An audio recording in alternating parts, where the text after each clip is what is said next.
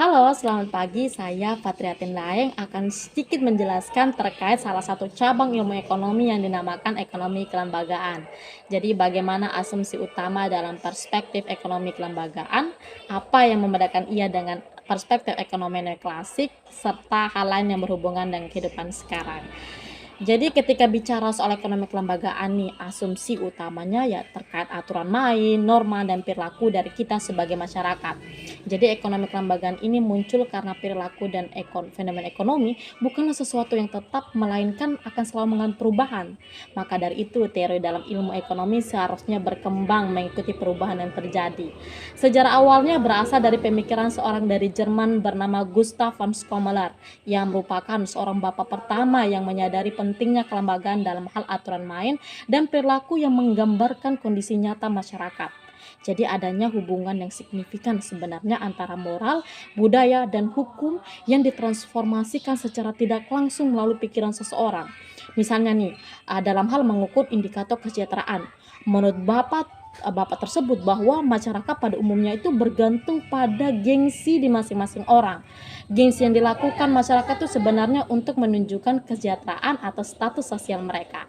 Nah, ini yang menjadi fokus utama dalam analisis ekonomi kelembagaan, di mana kita dapat memahami bagaimana lembaga ini berinteraksi dan bagaimana mereka mempengaruhi hasil ekonomi secara keseluruhan. Nah, kesadaran ini sebenarnya penting agar kita tuh bisa merancang kebijakan ekonomi yang lebih efektif dari perilaku dan konteks sosial dan budaya yang berbeda. Jadi makanya teori ini menjadi salah satu kajian yang penting agar selalu menjadi transformasi penelitian bagi kita sebagai mahasiswa. Karena setiap perubahan dalam ilmu ekonomi kelembagaan itu bertujuan untuk memperbaiki kualitas kehidupan manusia supaya lebih efektif dan efisien dan berkeadilan. Nah, ini juga yang membedakan dengan ekonomi arus utama. Faktor lain juga, kalau ekonomi arus utama itu lebih berfokus pada analisis pasar dan perilaku individu dalam kondisi persaingan sempurna, sedangkan ekonomi kelembagaan lebih kepada bagaimana faktor-faktor seperti norma itu mempengaruhi perilaku ekonomi. Nah, contohnya perbedaan terkait dengan ekonomi biaya transaksi dalam hal keterbatasan informasi. Dalam ilmu ekonomi arus utama, biasanya ini biaya transaksi ini hanya sebagai transaksi antar penjual dan pembeli. Dan seperti kita ketahui, pandangan klasik menganggap pasar berjalan sempurna tanpa biaya apapun karena pembeli memiliki informasi yang sempurna dan penjual saling berkompetisi sehingga menghasilkan biaya rendah. Tetapi nyatanya sebaliknya, di mana informasi dan proses jual beli bisa sangat asimetrik atau tidak seimbang. Karena adanya keterbatasan informasi itulah biaya transaksi dalam ekonomi kelembagaan lebih luas begitu. Misalnya nih, kita ingin membeli sebuah mobil. Jadi bukan hanya sekedar ingin tahu harga, tapi juga informasi tentang kondisi mesinnya, kelengkapan, dan lain-lain. Akibat kekurangan informasi itulah tadi yang menimbulkan biaya tambahan dalam biaya transaksi dalam ekonomi kelembagaan. Nah, ringkasnya informasi di dunia ini kan bersifat kompleks begitu. Uh, Implikasinya pastinya kita akan selalu menghadapi informasi yang tidak lengkap tadi. Makanya sistem infografis menjadi penting dalam era saat ini.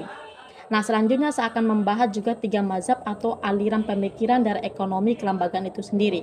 Yang pertama, ekonomi kelembagaan lama, didasarkan pada lembaga-lembaga tradisional dan praktek ekonomi yang telah ada untuk waktu yang lama. Sebagai contoh, sistem ekonomi tradisional masyarakat agraris yang didasarkan pada lembaga-lembaga warisan seperti keluarga, adat istiadat, dan lain-lain. Begitu. Yang kedua, terkait namanya ekonomi kuasi kelembagaan. Kuasi kelembagaan dapat merujuk pada struktur atau praktik ekonomi yang muncul sebagai hasil kombinasi antara lembaga formal dan informal. Contohnya di sebuah desa di Kabupaten Sumba Timur, katakanlah, di mana kelompok petani ini membentuk koperasi pertanian yang diakui oleh pemerintah. Meskipun mereka mengikuti aturan formal koperasi, tetapi sebagian besar keputusan dan interaksi sehari-hari didasarkan pada hubungan sosial dan norma-norma yang telah berkembang di antara anggota kelompok. Dan yang ketiga terakhir, yakni ekonomi kelembagaan baru. Ini terkait dengan pertumbuhan inovasi di suatu negara. Contohnya misalnya zaman sekarang ada aplikasi untuk atau platform digital yang memudahkan kita untuk bertransaksi. Hal ini juga sebagai tujuan untuk menjaga stabilitas perekonomian misalnya. Nah, kesimpulannya adalah setiap bentuk ekonomi kelembagaan mencerminkan dinamika dan perubahan dalam masyarakat seiring waktu. Pemahaman mengenai peran lembaga-lembaga ekonomi ini dapat membantu kita dalam merancang kebijakan dan perilaku ekonomi dalam merespon perubahan dalam lingkungan ekonomi global. Sekian dari saya. Assalamualaikum warahmatullahi wabarakatuh. Shalom, sekian dan terima kasih.